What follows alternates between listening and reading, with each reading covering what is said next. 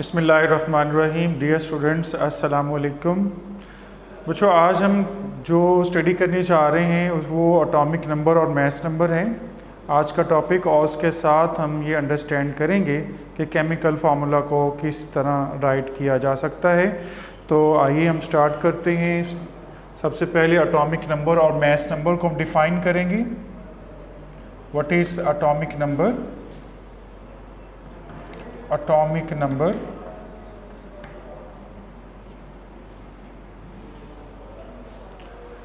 जी बच्चों, atomic number की definition क्या है? The number of protons present in the nucleus of an atom. The number of protons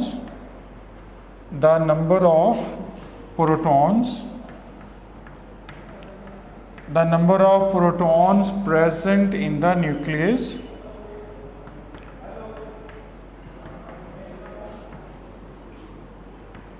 of an atom is called atomic number।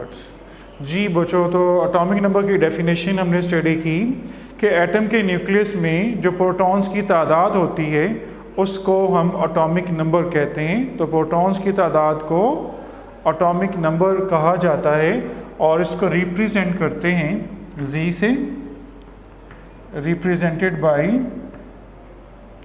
जी।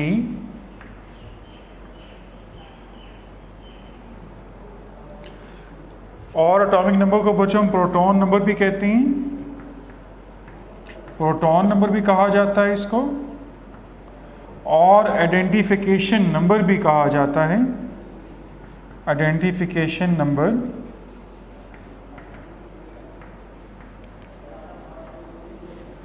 तो हमारे पास proton number, identification number या atomic number. Example लेंगे, हमारे पास atomic number, suppose hydrogen just has only one proton. Hydrogen के पास सिर्फ एक प्रोटॉन होता है, तो हम कहते हैं कि ये एटॉमिक नंबर इसका कितना है? 1 है। कार्बन के पास टोटल जो प्रोटॉन्स होते हैं वो 6 प्रोटॉन्स होते हैं, 6 प्रोटॉन्स हैं, तो इसका एटॉमिक नंबर कितना होगा? 6 होगा। यानी प्रोटॉन्स की तादाद को हम किसी भी एटम का एटॉमिक नंबर कहते हैं। इसी के साथ हम बताएंगे आपको मास नंबर और फिर आपको सिंबल में राइट करना सिखाएंगे। तो सबसे पहले अब नंबर 2 पे हमारे पास मास नंबर है। Mass number, dear students, mass number क्या होता है? प्रोटॉन्स और न्यूट्रॉन की तादाद को मास नंबर कहा जाता है। The number of protons and neutrons present in the nucleus of an atom, यानी the sum of protons and neutrons,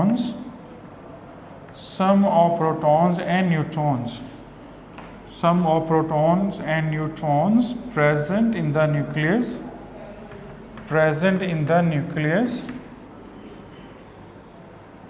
of an atom is called mass number। Dear students, mass number को represent करते हैं A के साथ। Mass number is represented bye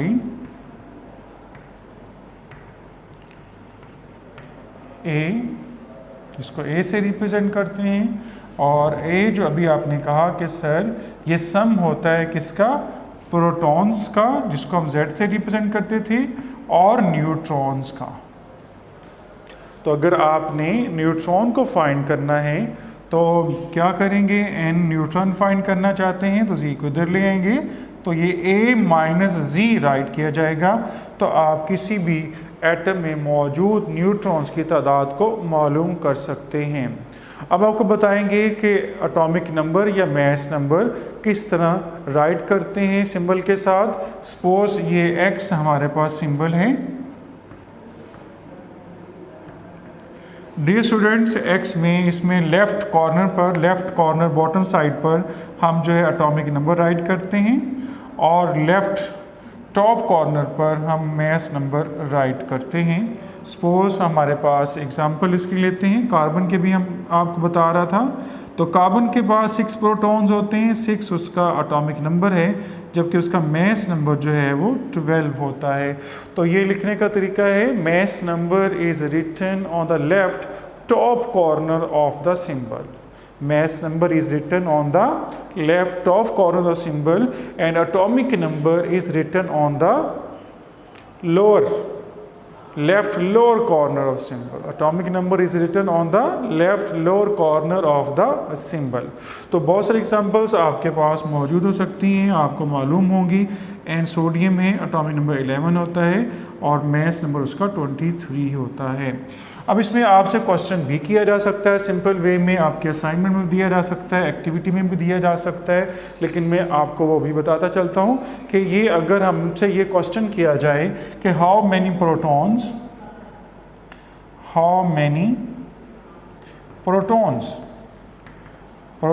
neutrons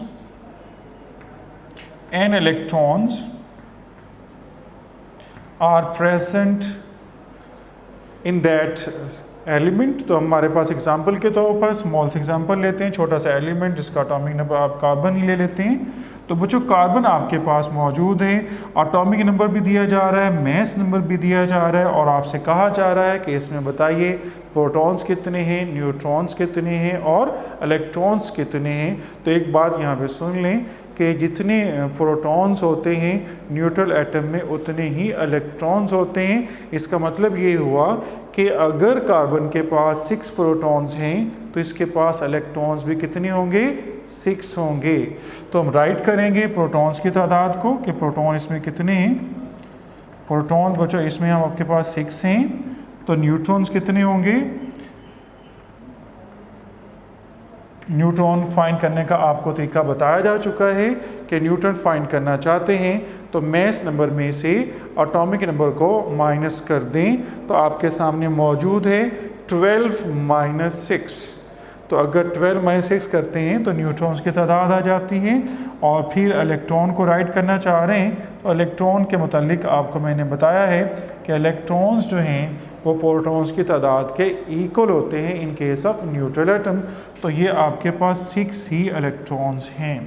तो बच्चों कोई भी एलिमेंट आपको दिया जा सकता है और आपसे कहा जा सकता है कि इसका बताएं प्रोटॉन्स कितने हैं, न्यूट्रॉन्स कितने हैं। एक और एग्जांपल जो सोडियम की मैंने लिखी है उसको भी मैं आपको बता देता हूँ कि उसको कैसे कर सकते हैं। तो बच्चों ये सोडियम है, इसका एटॉमिक नंबर आपके पास 11 है और मैस नंबर इसका 23 होता है। तो बच्चों इसमें प्रोटॉन्स की तादाद कितनी हो सकती है, आपको पता चल गया होगा कि सर इसमें प्रोटॉन की तादाद 11 है। इलेक्ट्रॉन की तादाद कितनी है, इसमें जितने प्रोटॉन्स होते हैं सर उतने ही इलेक्ट्रॉन्स होते हैं, तो 11 ही प्रोटॉन है इसके पास। और न्यूट्रॉन कितने हैं तो आपको बताया जा चुका है कि 23 में से अगर 11 माइनस कर दिए जाएं तो आपके पास न्यूट्रॉन आ जाते हैं। तो आपके पास 12 न्यूट्रॉन्स हैं। तो बच्चों ये हमें पता चला कि एटॉमिक नंबर और मैस नंबर क्या होता है कि किसी भी एलिमेंट को अगर देखना हो पीरियोडिक टेबल में से तो आप उसका एटॉमिक नंबर के ज़रिए उसको देख सकते हैं कि एटॉमिक नंबर उसका कितना है। तो डेफिनेशन भी आप जान चुके हैं कि प्रोटॉन्स की तादाद को जो एटम के न्यूक्लियस में होती है उसको हम एटॉमिक नंबर कहते हैं। और अगर प्रोटॉन्स और न्यूट्रॉन का सम किया जाए न्यूक्लियस में तो उसको हम मैस नंबर कहते हैं। तो ये 2 बातें मैंने अभी आपको बताई हैं। इसके बाद हम आगे कंटिन्यू करते हैं। जी बच्चों, तो मैं आपसे शेयर कर रहा था एटॉमिक नंबर और मैस नंबर। इसके साथ मैं आपको बुक के कुछ आगे नेक्स्ट पेजेस पे आयन के मतलब आपको लिखा हुआ मिलेगा कि आयन क्या होता है और आयन्स की फॉर्मेशन कैसे होती है, क्योंकि वो मैं पहले आपको पढ़ाना चाहता हूँ कि उसके बाद हम स्टार्ट करेंगे केमिकल फार्मूला, जो कि अंडरस्टैंड करने के लिए आयन का समझना जो है वो ज़रूरी है। तो बच्चों आयन क्या होता है, आयन्स क्या होते हैं, कहता है कि एन एटम और ग्रुप ऑफ एटम, किसी कोई एक एटम हो या एटम का ग्रुप हो, उन पे जो चार्ज होता है, चार्ज पॉजिटिव भी होता है और चार्ज नेगेटिव भी हो सकता है, तो हम उसको आयन कहते हैं। आयन बनते कैसे हैं, कैसे हम इसको राइट करते हैं, तो आयन की फॉर्मेशन क्या है। जी बच्चों, तो आयन कैसे बनते हैं, जब कोई एटम अपने आउटर शेल में से इलेक्ट्रॉन को गेन या लूज़ करता है तो उसको हम कहते हैं आयन।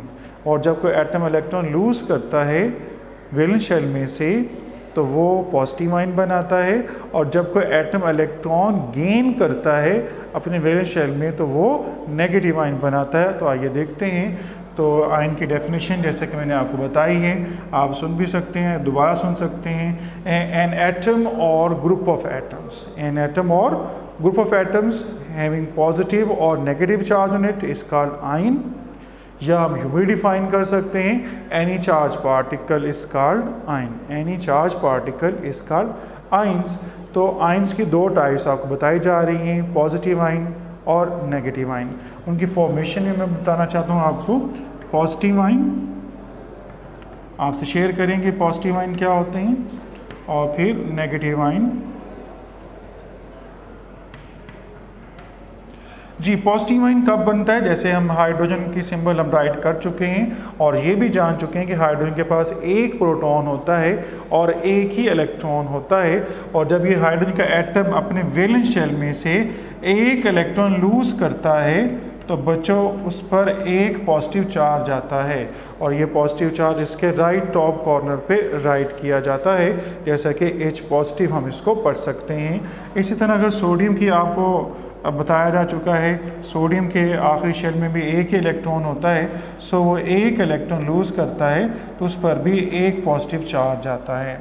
अब और भी एग्जाम्पल लेते हैं, जैसे कैल्शियम है, तो कैल्शियम के वैलेंस शेल में दो इलेक्ट्रॉन होते हैं, कैल्शियम के वैलेंस शेल में दो इलेक्ट्रॉन होते हैं, तो ये दो इलेक्ट्रॉन लूज़ करता है और इस पर दो पॉजिटिव चार्ज राइट किया जाता है।